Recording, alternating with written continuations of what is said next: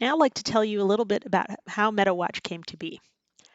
So MeadoWatch started as the broader impact section on a National Science Foundation Career Award that I, Jana Hiller-Slambers, received from the National Science Foundation in 2010.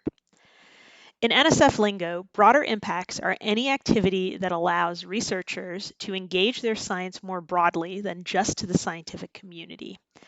So this can be through training, educational initiatives, development of infrastructure, etc. And every NSF grant is required to have broader impacts. So once I received this NSF grant, myself and members of my lab spent 2 years developing the structure of MeadoWatch, identifying trail locations, picking focal species, and deciding on how we would ask volunteers to collect data. Because while we knew we wanted volunteers to collect phenological data, we weren't really sure what the best way was to go about that. We also subjected our friends and families as trial volunteers to our efforts so that we could improve on our materials. So that led to 2013, our launching of MeadoWatch. In that year, we had 41 different volunteers sign up for our program and collected data from 10 species along our Reflection Lakes Trail.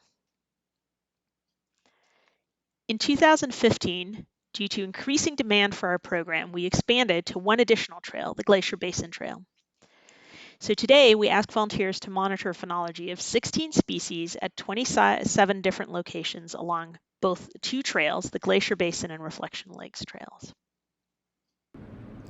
Over the years, many people have contributed to MeadoWatch, and their participation is why it has grown into the program it is today. So we just wanted to take a moment and appreciate all of the hard work and dedication of our past coordinators and team members, coming from all sorts of backgrounds and reflecting our desire to involve a variety of different students in the program. Many of our past MeadoWatchers have continued to conduct and be involved with research, whether as graduate students, faculty, or research staff, and many have continued their engagement with communities and outreach as program coordinators with the National Park Service and beyond. MeadoWatch is now in its 11th year, and we're very excited about what we have accomplished in that time.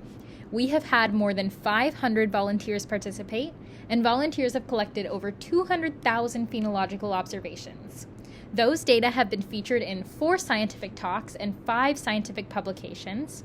Additionally, we've given 9 talks to the general public about the project, as well as annual presentations at the seasonal ranger training at Mount Rainier. We've organized data collection activities for 4 student groups, ranging from middle schoolers to college students.